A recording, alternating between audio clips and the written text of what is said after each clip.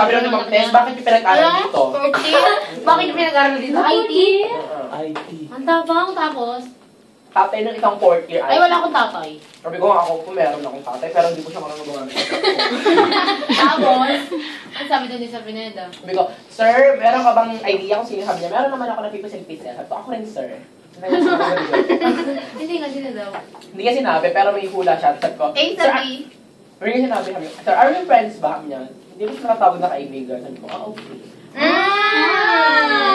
Parang alam ko. Sir. Basta. Sige na sa bulan mga sakit, baka tama rin yung isip ko. Ay, Oo nga. Yung sa akin, Alam ako lumalabas eh. sabihin, ganyan ako. Namirot eh. Kaya kayo muna ko nga sa'yo eh. Takina tayo tanong naman, sabihin nyo na. Povero. Oo, Bero din. Kasi oo nga pala, yung papa niya nga pala. Oh, diba?